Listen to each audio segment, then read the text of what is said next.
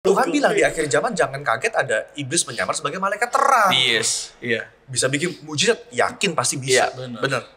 Berarti kan bagaimana membedakan satu mujizat yang memang dari Tuhan atau mujizat yang mengarah kepada kemuliaan diri sendiri. Iya. Dio Pradipta. Oke. Orang banyak kenal Dio Gunawan. Dio Gunawan. Tapi kita sebutnya Dio Pradipta. Baru tahu nih hari ini. Sama. Oke. Thank you. Mungkin barisan baper yang ada di GB Gatot Subroto melihat di VOP, benar. Ya kan? Sering lihat di khotbah di badai-badai raya. Kalian nih barisan baper atau gitu. Barisan baper yang jadi pengerja daripada Gatsu ya? Itu nggak mungkin nggak kenal. Sering muncul menghiasi VOP. Jadi mungkin kalau nggak ada itu digantiin Dio ya. Iya. Nah, dia juga ini seorang dosen di Seminari Beto, kampus kita tercinta gitu kan, yang sekarang udah berubah luar biasa. Dulu ada Warung Bu Simon, sekarang nggak ada ya. Iya, itu TV Legend bro. Nah, terus juga sebagai ketua PPA ya. Iya. Ketua PPA di Rayon 1B dan juga di Puri Indah. Oh, 1B dan di Puri Indah. Oke. Nah, hari ini kita mau ngomongin, karena bulan ini kita ngomongin disciples bro. Iya. Karena menurut kita disciple itu sesuatu hal yang penting. Betul. Karena kenapa? Karena panggilan orang Kristen, tujuan utama, gue selalu bagiin khotbah tuh bahwa sebenarnya tujuan utama orang Kristen bukannya masuk surga. Masuk surga oke, tapi tujuan utamanya adalah menjadi serupa seperti Kristus. Kristus. Yeah. Nah, dan itu hanya bisa didapatkan bukan dari KKR, menurut gue, tapi dari pemuritan. Iya. Oke. Gitu. Nah, sebelumnya nih kita membahas tentang penginjilan dan pemuritan. Oh iya. Kalau menurut Dio, definisi dari kedua hal ini dong sih, penginjilan dan pemuritan. Jadi mungkin orang bingung ya, maksudnya apa beda antara penginjilan dengan pemuritan? Padahal dari kata definisi saja udah beda, gitu kan. Penginjilan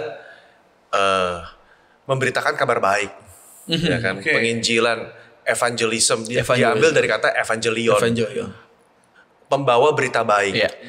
Intinya dalam penginjilan orang mendengar berita baik, ya siapa? Ya Tuhan Yesus. Ya kan? Apa yang dia lakukan.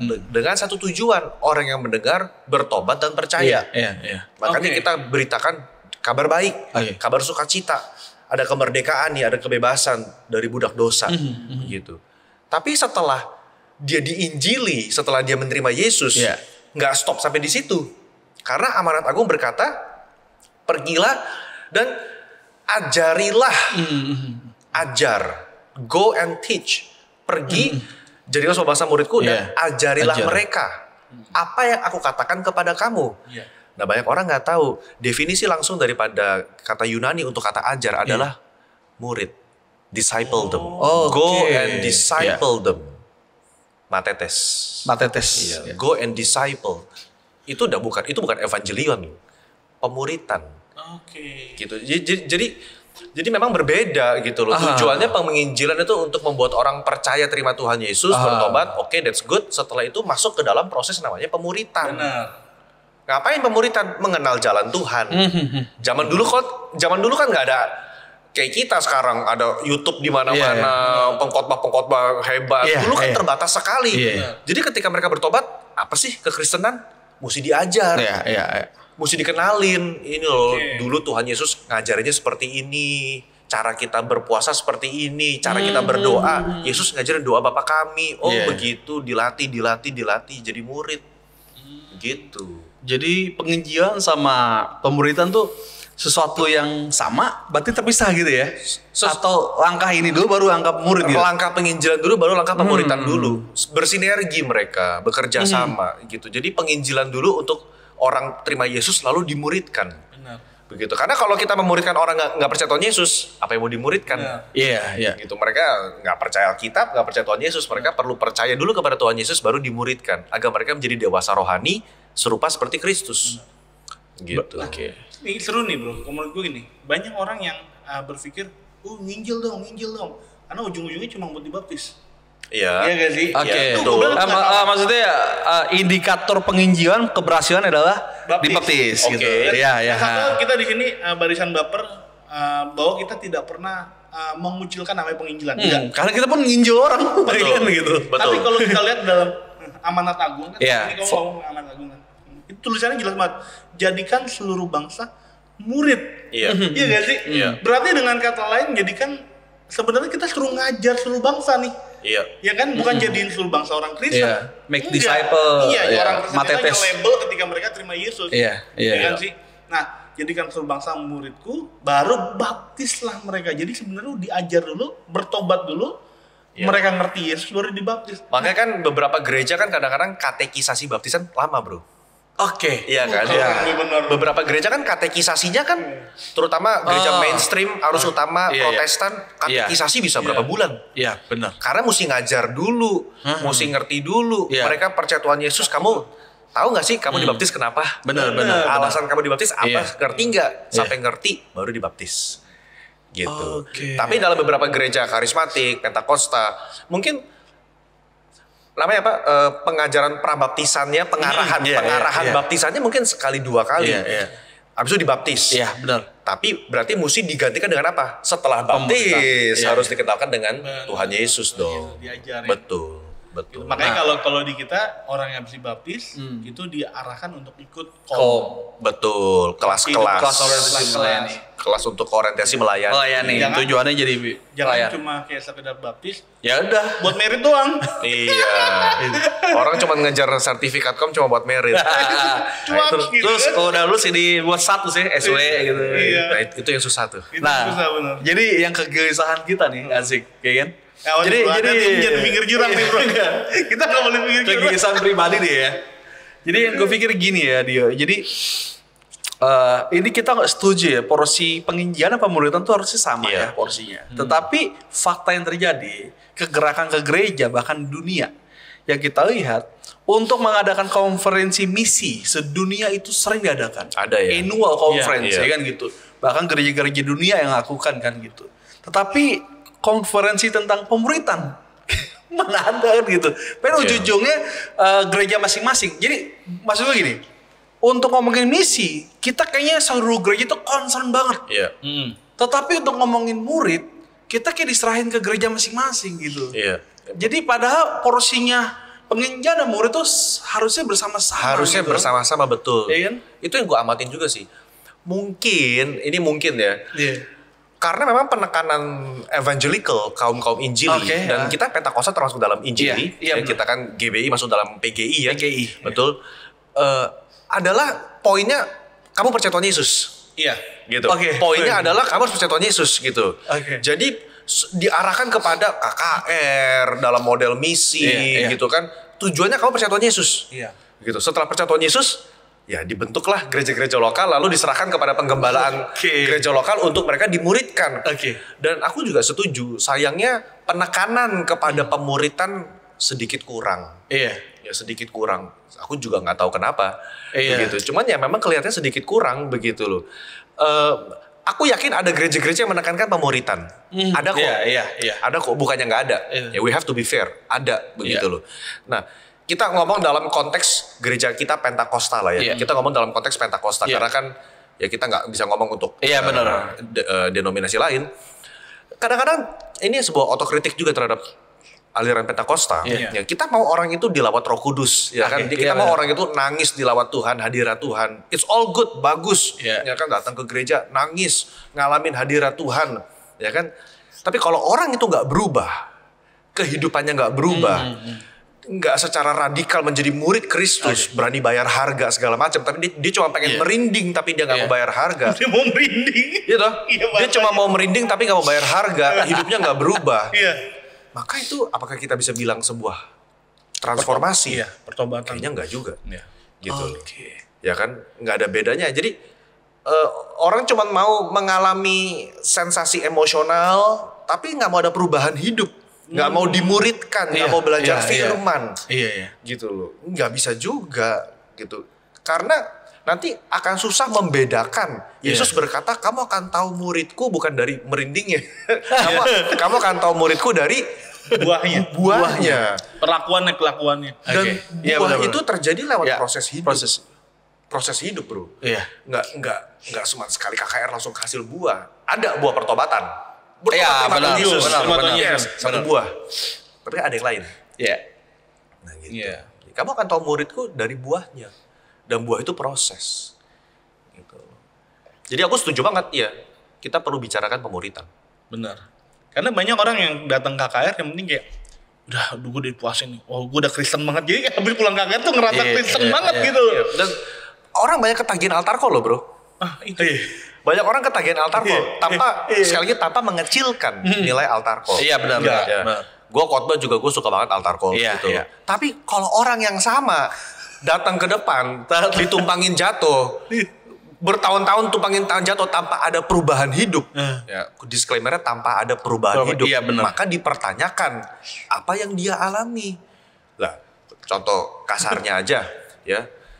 Kalau seminggu dia datang altar call dia mengalami Tuhan, tapi Senin masih mukulin istri, bertahun-tahun, ya gimana? Gitu loh. Kita nggak bilang memang perubahan nggak drastis sih, memang perubahan pelan-pelan. Tapi kan ada progres, ada perubahan gitu loh. Altar call sebagai medium untuk dia ngalamin kasih Tuhan, ngalamin jamahan Roh Kudus. Tapi jamahan Roh Kudus memberdayakan untuk orang itu berubah. Benar. Bahasa Inggrisnya empowerment. Kita di-empowered by the Holy Spirit untuk bisa berubah. Jadi kalau kita ngalamin jamahan tapi nggak pernah diberdayakan untuk berubah, ya bagaimana? Iya sih. Gitu. Nah kesimpulan bahwa sebenarnya kayak penginjilan tuh salah satu medianya ya adalah KKR. Tapi sebenarnya kita nggak boleh stop sampai situ. Iya. Kan? Dan harusnya itu jadi sebuah penekanan sih. Bener.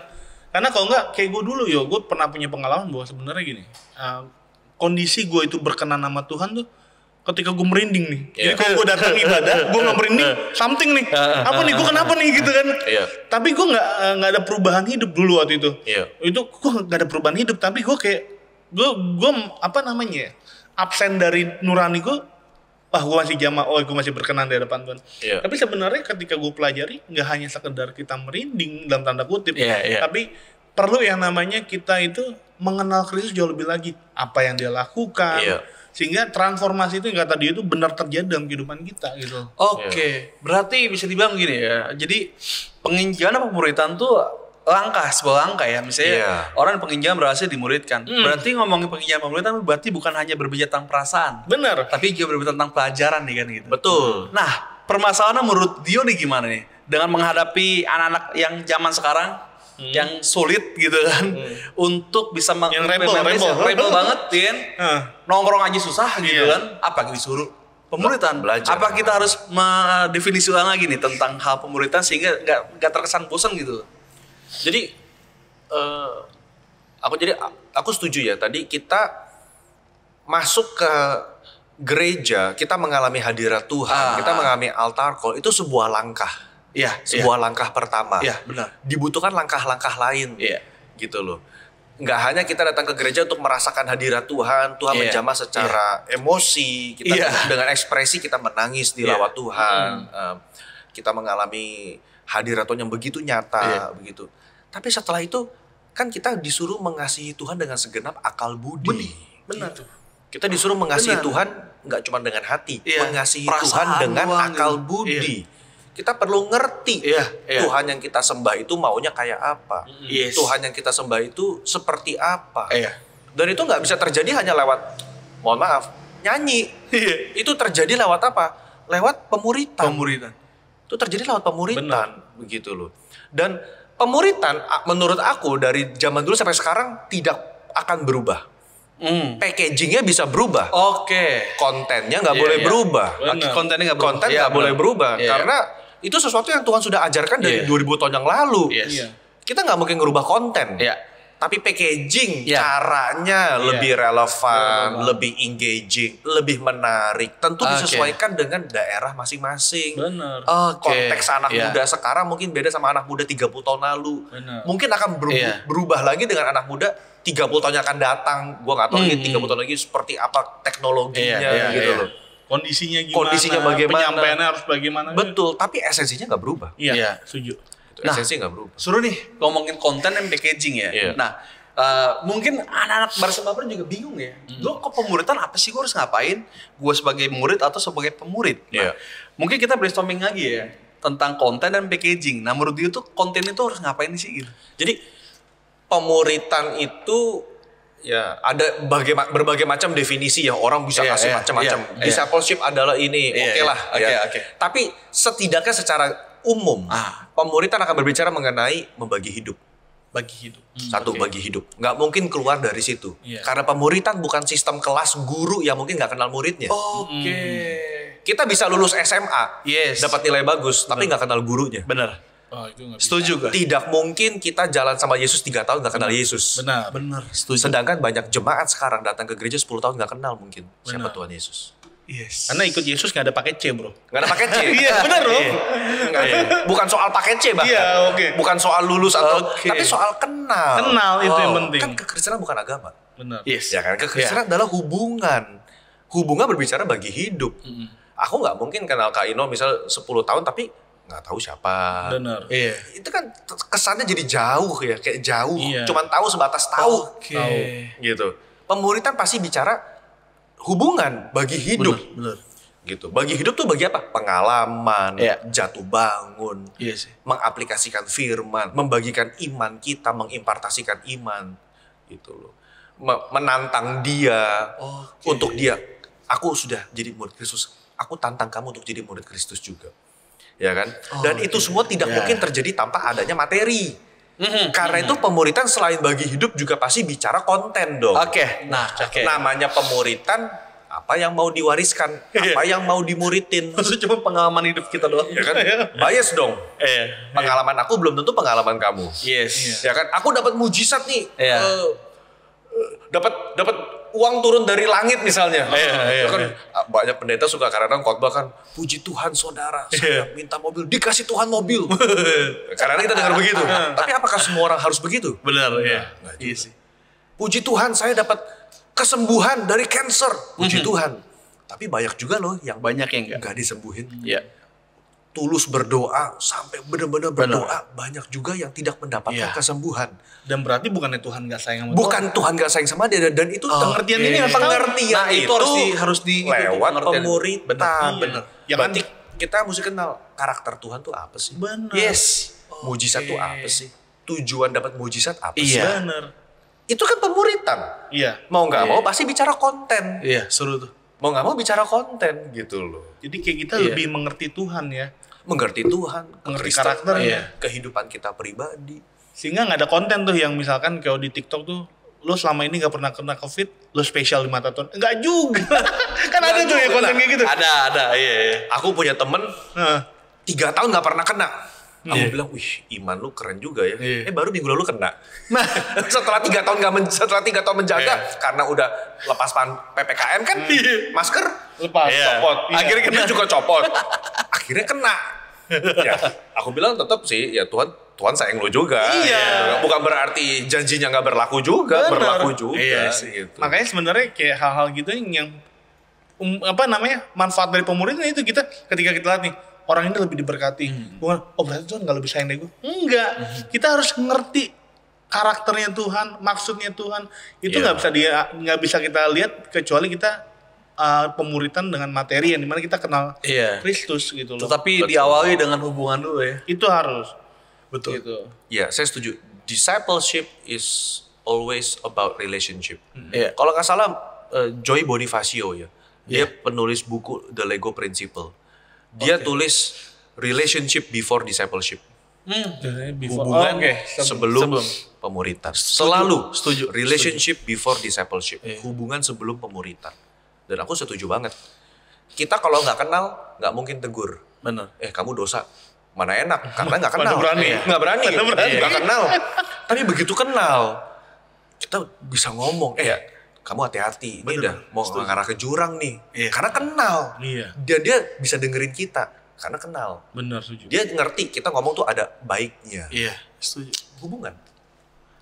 Gue cerita, gue sebagai pengajar di sekolah SMP, guru agama, namanya sekolah kan pasti kan dia ada yang lulus ya gitu. Tetapi ada anak gue sekarang nih kurang lebih ada 10 orang, itu mereka tuh alumni dari SMP itu yang sekarang ini nggak lagi belajar di sekolah gue kan, udah bisa-bisa tapi tetap berhubungan tetap sama dia, satu kul, besok juga bisa ngokul, ada yang sudah dibaptis. Dan ketika dia pernah pacaran sama yang beda gitu, gue ngasih taunya bukan asal negor gitu, dan dia sangat terima. Gitu. Kalau gue sebatas guru dan murid gak ada hubungan, gue rasa siapa? Gue bukan guru gue lagi kok, gitu kan. Nah, tapi gue bukan sebagai guru lagi, tapi sebagai sahabat mereka sekarang kayak gitu. Bagi setuju banget itu. Jadi pemuritan diawali dengan hubungan dulu.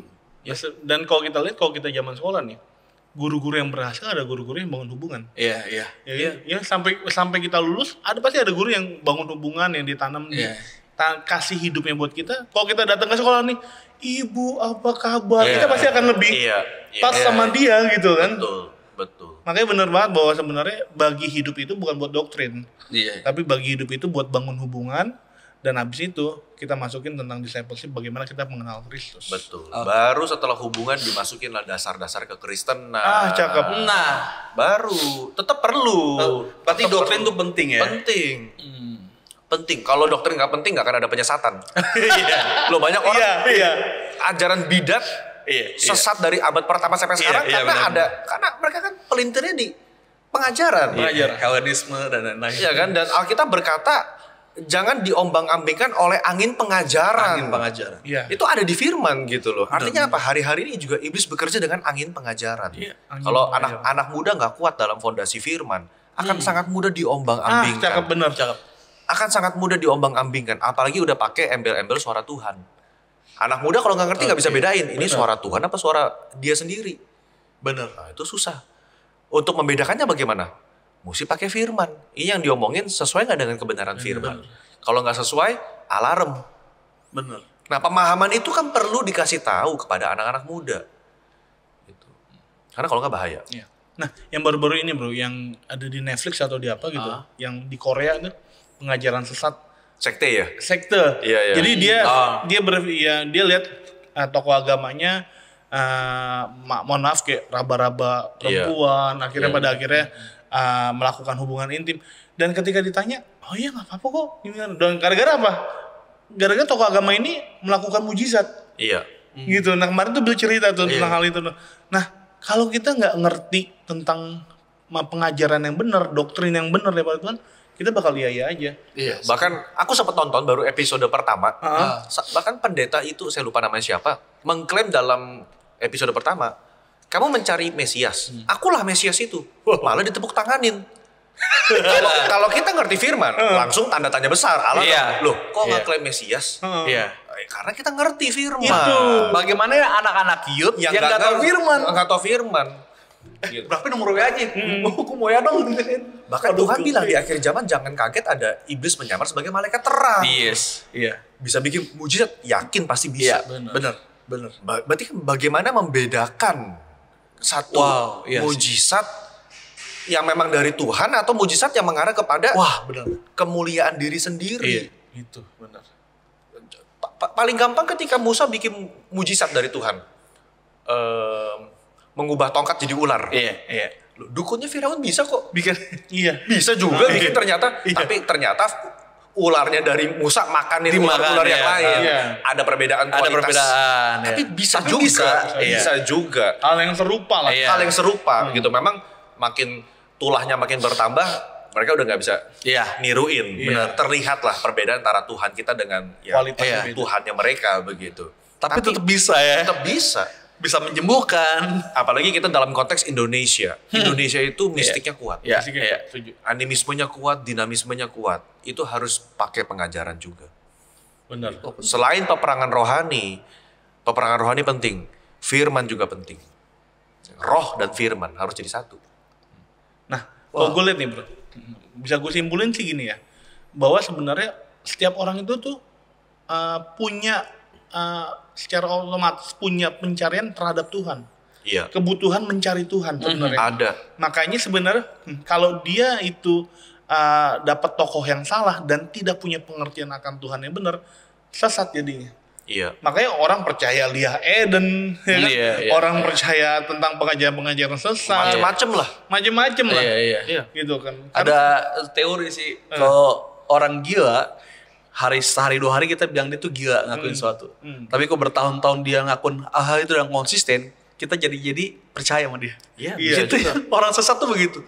Ada di Amerika satu gereja pendetanya ngajarin kalau ibadah tuh harus telanjang bulat. Waduh. Ya kan? Dan semuanya itu telanjang bulat. Awalnya dibilang gila. Tapi kalau di konsisten dibilang ini firman dari Allah, nih dari Allah. Ada juga pengikutnya. Ya, ikut banyak. Semua telanjang. Kayak misalkan kayak, bener gak ya gitu. Yang pertama kan, sesat nih. Terus kita lihat konsisten. Iya juga deh gitu. Nah itu yang bahaya kalau ketika kita nggak diisi sama firman, nggak diisi sama disciple.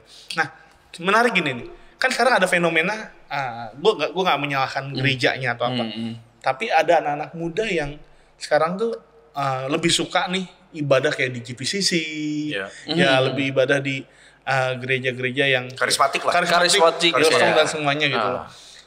Bisa dibilang nggak sih bro, kayak misalkan mereka itu kayak pindah-pindah gereja itu karena mereka tuh nggak tertanam.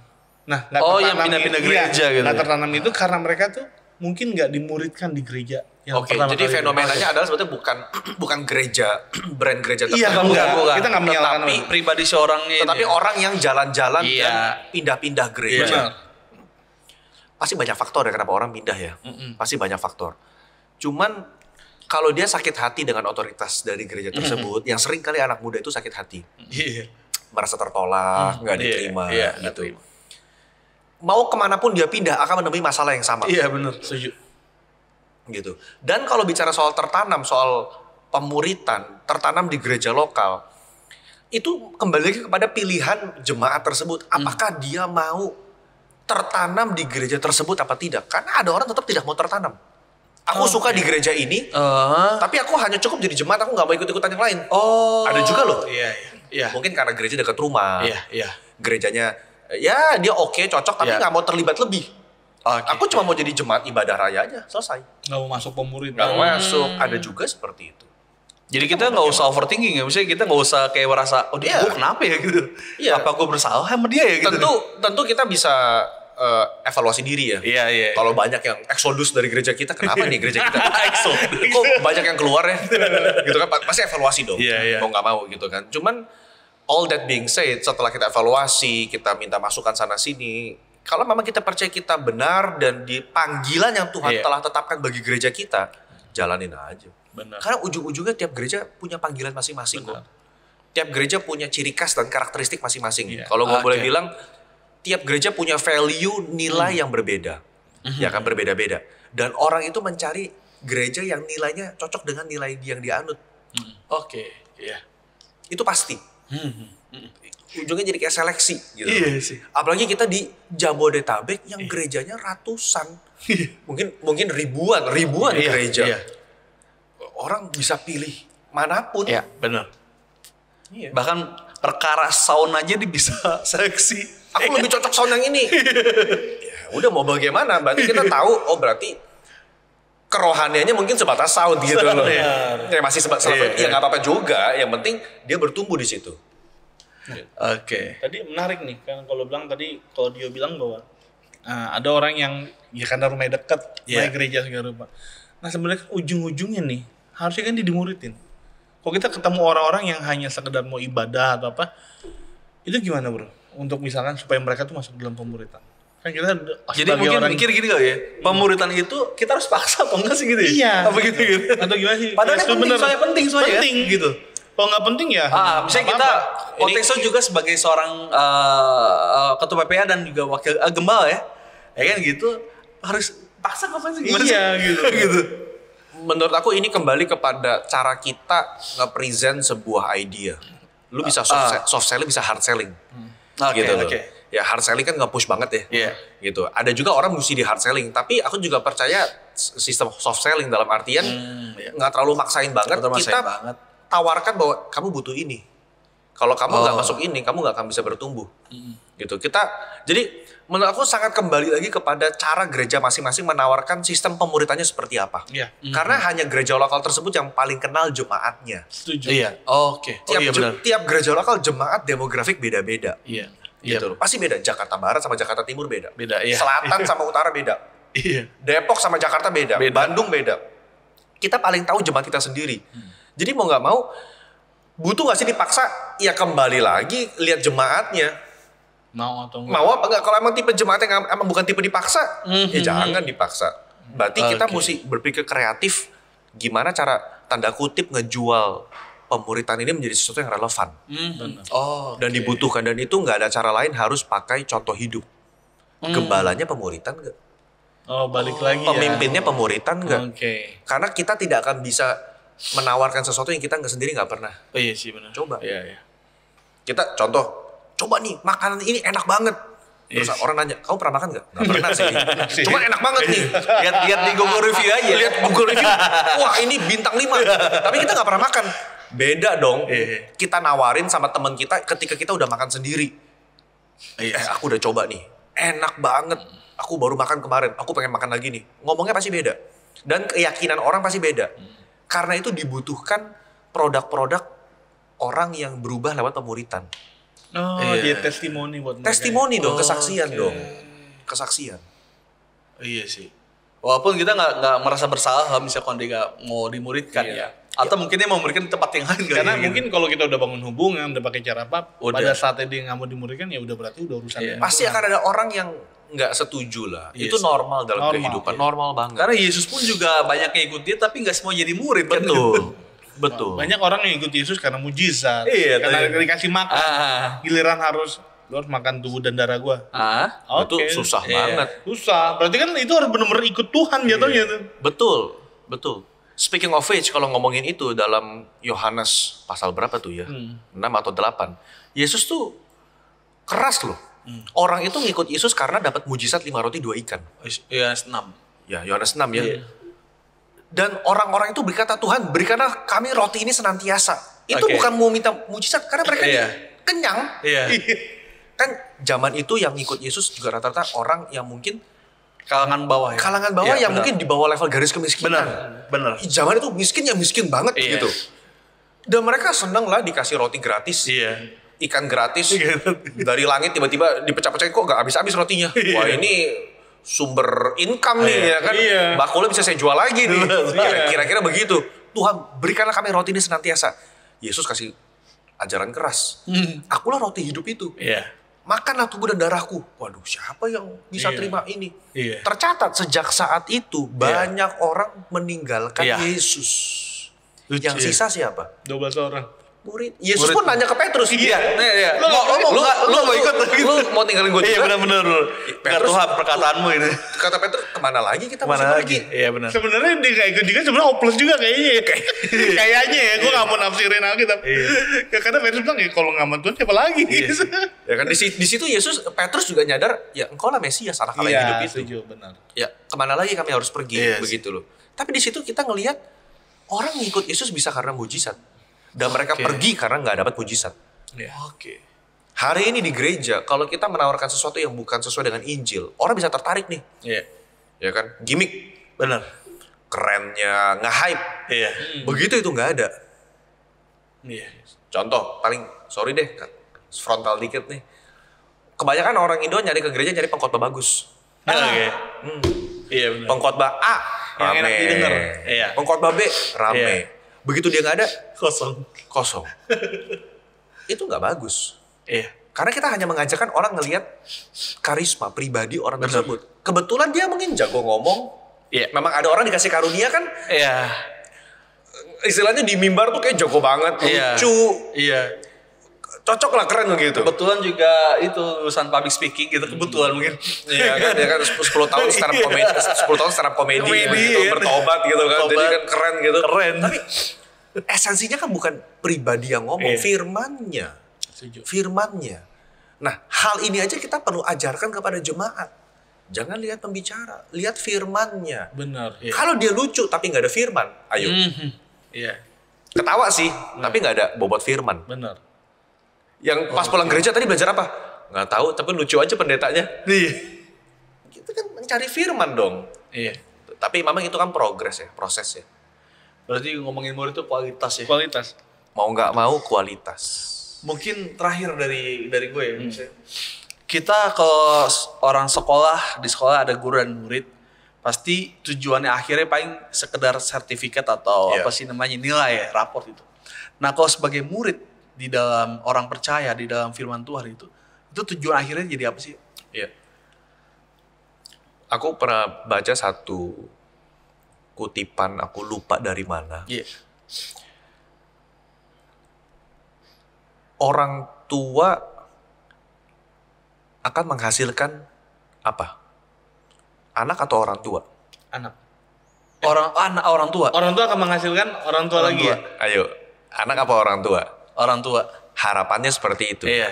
Sebagian besar, ini kita belum ngomongin child free ya. Oh iya, baru gue mau ngomong. Nah, ini itu beda lagi topik, child free nih. Beda topik. Umumnya, sebagian besar orang tua akan menghasilkan orang tua. Iya. Ya kan? Yang bisa menghasilkan lagi another keturunan. Iya. Ya kan? Kalau pakai analogi yang sama berarti pemuritan, pemurid tidak hanya menghasilkan murid. Oke. Dia harusnya menjadi pemurid yang bisa meneruskan apa yang dia ajarkan lagi kepada orang lain. Fondasi firman 2 Timotius 2 ayat 2. Kita buka sebentar ya. Oke. Kita buka sebentar supaya jangan sesat ini. Benar. 2 Timotius. Kalau nggak salah 2 Timotius itu pasal yang kedua. Apa yang telah engkau dengar daripadaku, percayakanlah kepada orang-orang yang dapat dipercaya, tapi ada komanya, yang juga cakap mengajar orang lain. Oke. Jadi nggak cuma sekadar Timothy, apa yang ku ajarin, kamu ajarin ya. Tapi lihat yang orang-orang yang juga bisa mengajar orang lain supaya turun temurun. Karena dari zaman perjanjian baru kan tradisi oral juga penting banget.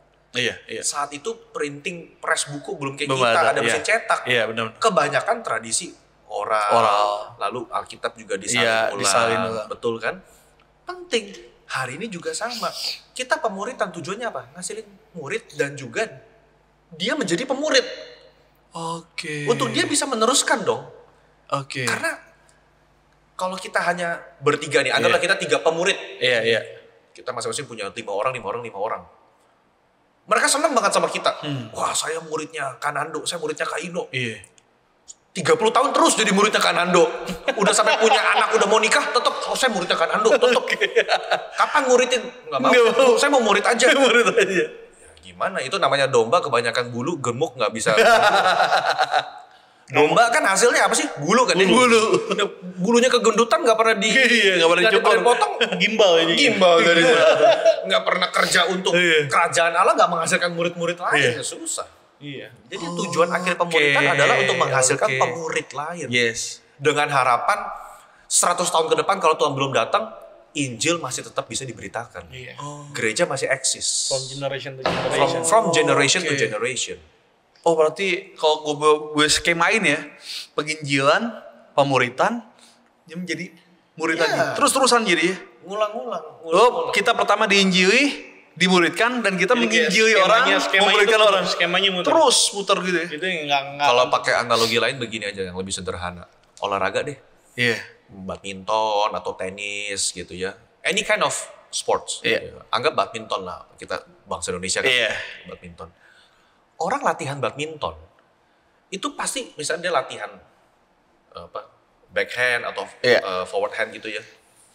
Itu kan mesti berkali-kali sampai menjadi muscle memory. Terus sampai dia udah nggak mikir lagi karena udah sadar gitu ya. Terbentuk ototnya begitu kan, udah terbentuk banget. Iya. Ya kan? Terus kalau bisa sama coachnya mungkin kayak begini bisa berapa ribu kali begini terus sampai terbentuk, udah kebentuk otot muscle memory. Nah, pemuritan itu juga muscle memory.